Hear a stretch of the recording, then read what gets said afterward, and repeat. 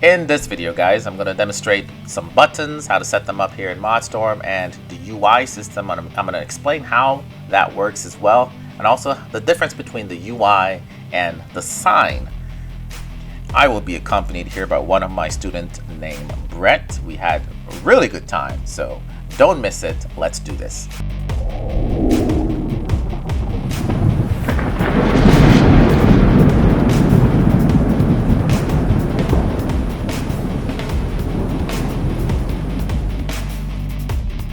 In this video, we're going to make some signs and UIs. Oh boy! So we've started this tutorial by laying out some cars, and these cars already have an interaction system built in. Anytime you're next to them, all you have to do is press F and you enter a car and immediately begin to pilot that car. I'll try it with another car. You can see, just press F on your keyboard and you can drive the car. Now, I do want to show you that right around this corner, I did build a little ramp, and this is the end of the level. Once you hop over the ramp, jump the water, there's a star. You just have to collect the star, and then boom, game's over. And it would be time for UI. Let's see how we're gonna build these UIs, and also how we're gonna build a sign. You say mod, you gotta say Modstorm. Say it like that, without being muted, of course. Modstorm. Yes. So the first thing you got to do to create the sign is go into your actors, and you see it right here. There's signs. There's all these really cool stuff that I always strongly recommend that you just experiment with. Last time we did factory. This time we're doing sign. If you click on it, you can drag it into where you want it to be placed. But also, if you simply just click on it, it will spawn into your scene at a random spot. And sometimes that's no bueno. So you can see I just spawned in 2. And oh, I guess I did 3. So there's one over here as well. So there's just a bunch of them. So by the first thing you're gonna notice is that they're like just completely empty. There's nothing really here. So you gotta kind of select them within your scene and under the category sign. Anytime you click off, there's nothing there, so there's nothing really to select. First option here is to give it a tag if you want to give it a tag. I'll call this pick car sign. Not really necessary to give it a tag unless you're going to create some sort of command, some sort of action to make it do something. It's on by default. This is how you turn it on, make it visible or invisible. And then lines is where you add your text and your background and what you wanted to say. You can make the sign adapt to one of your variables. So if you have a variable that has like a number of something, player or word, you can just have the sign reflect that instead of a custom word. So first thing is the text. I'm gonna say press F to pick a car. And then you have the font. Now it should have already been showing, but I think there's a bug here with this Arial text. Could just be my system, but I have to actually click on the font and just change it to like anything else, and then it will actually show.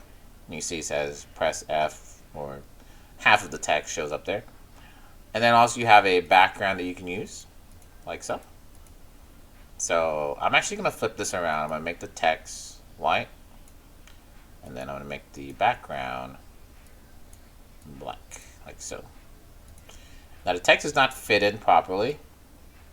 You see that? That's the size right here. You can go ahead and make the size smaller if you want. Alright, well that's the sign for you. I'm not going to spend too much time on the sign because we want to make the UI. And I'm going to show you how the UI works. Any questions so far, Mr. Brett? Any questions so far, Mr. Brett? Yeah, so first, so the only question I have is, like, what if you, like, wanted to, like, if you ran up and, like, instead of having it, like, how do you say it? Like, for example, say you run up and there's a sign there, and then you run away, and then you can look to your right, and the sign is still there, saying, press F to pick a car. What is, like, is that fixable So instead like, of just. so like have it disappear or something. Oh yeah, like you walk up, it appears, and then turn around and it disappears. Yeah, we can make it appear and disappear, which is a great question. It's a great question. I think we should cover that. Let's cover that right now. Just in case your sign doesn't even appear, it could be that it's turned off right here. But let's look at how we can fix it and create like triggers and stuff for it. So I'll make like this little floor that we can step on that will make the sign pop up. So as soon as we step on this, it pops up. And then maybe I'll duplicate it, and then once we have gone over here to then pick a car, the sign will then disappear.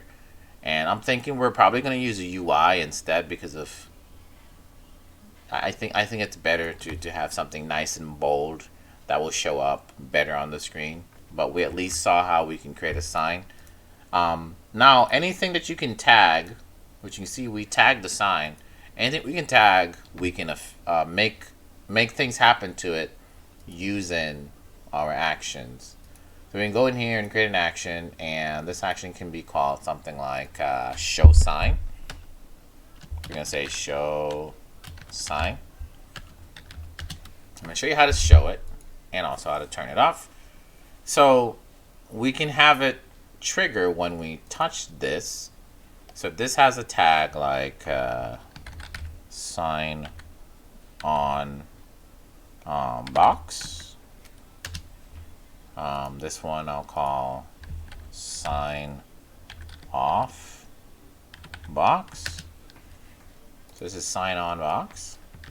We'll just create a little thing here that says, okay, when the avatar, the player, collides with this sign on box, then the action will be sign and then turn on the sign tag.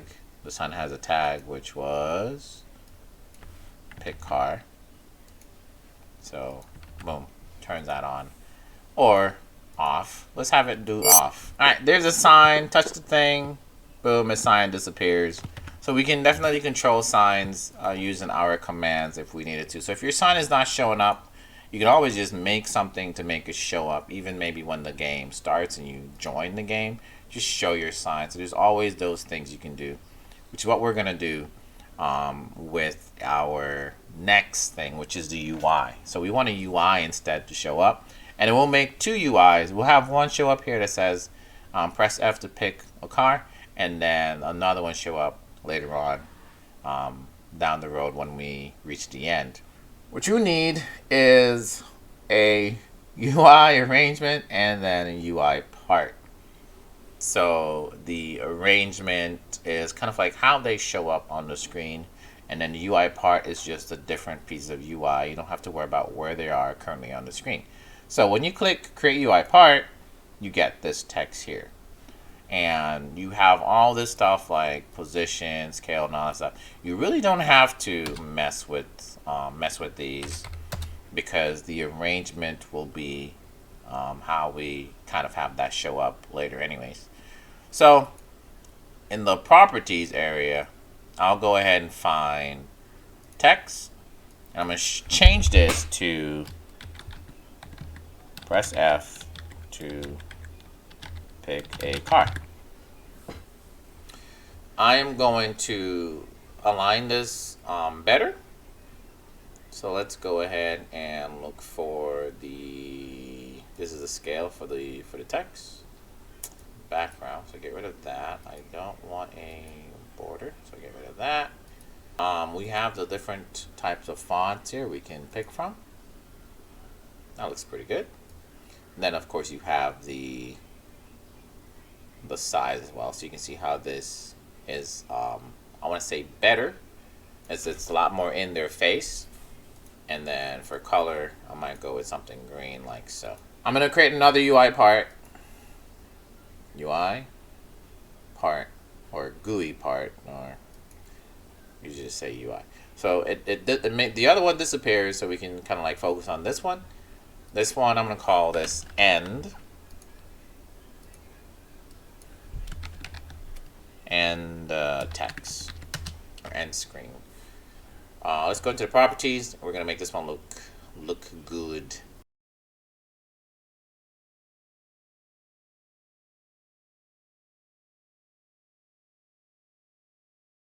There's something here called children, where it's kind of like just making a child UI that will go along with this one. Really simple thing to do. Very standard thing. So this would be kind of like a button. I'm going to move it down. And then in the properties, I'm going to have it say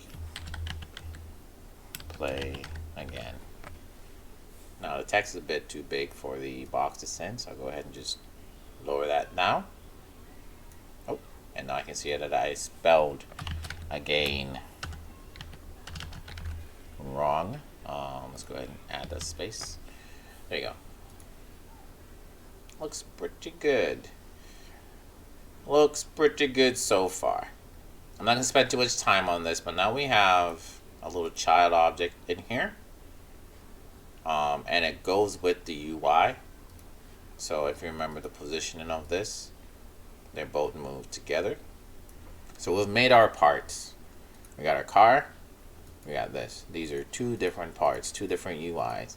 We can have this one now pop up here, and then this one pop up at the end when we collect the star. Let's look at how we make that happen. Also, this one, we're gonna make this into a button. So you see the child right here? I will give it a tag. I'll call it the play again button. Okay. So now we have our two UI parts. We got this one and then we got this one. By default, they won't be on.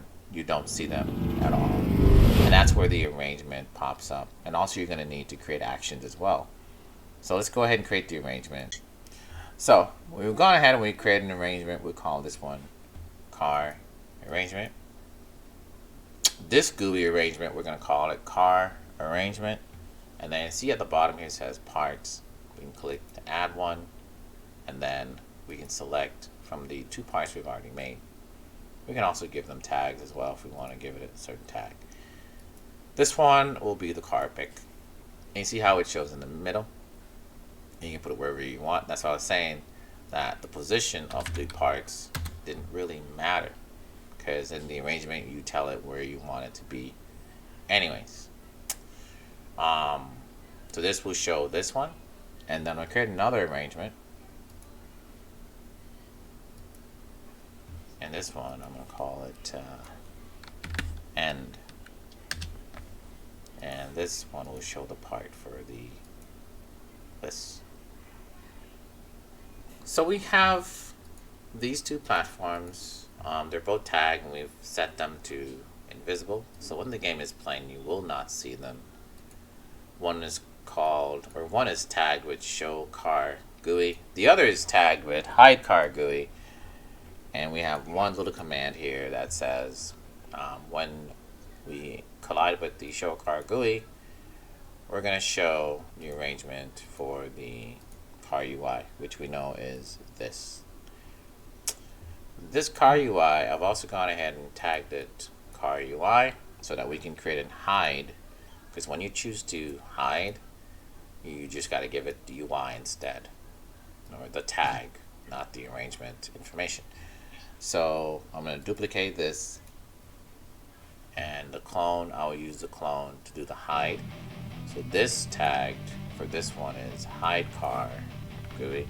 When we step on this platform, we'll have this action trigger that one. So it's like so, hide car GUI, and then we choose to show, or instead of show, we're going to choose to hide here, and then this would be the tag of the arrangement here that we're trying to hide. So this one has that tag on it. Perfect. Let's give it a shot. See what happens. Okay.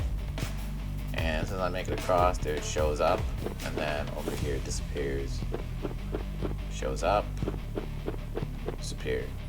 So now that we've set up the UI for the cars, to press F to pick a car, the next step I challenge you to go ahead and make it so that the end UI will pop up when you pick up the star. I'm sure you know how to do that, but here's another way that you can accomplish it. Since the star, my star, is set to be a pickup item, you can use the receive reward as your trigger and then show the UI. Also, let's go ahead and show you how you can set up the button to actually be a working and clickable button. Right now, when I pick up the star, the UI will pop up and I press escape to activate the mouse, and then my button is clickable but will not do anything. Now, if your button is not clickable or it does anything, I'm going to show you how to do that right now. First thing you need to do, guys, is go into that child object and give that button a tag. Remember this tag, copy it to your clipboard, and let's move forward. Next, we'll create a new action that will respond to the button click. The trigger for this, however, will be button press. I know it's a mouse click, but the trigger is a button press. Paste that tag in there, and then do whatever action that you need to happen when you press your button.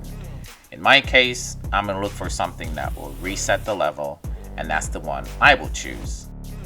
Now, the most important part to even make this button clickable, let's go back into properties and find controls. In here, you need to set the type to button. Alright, without setting this to a button, your mouse over effect will not even register that there's a button there. Feel free to pick your mouse over color and test it just by mousing over with your mouse onto the UI, and it should change to that color. Now you know your button is ready. So with that, guys, you should be all set. So next time you click on your button, it should do whatever it is that you told it to do. Again, thank you guys for tuning in, and I'll catch you in the next one.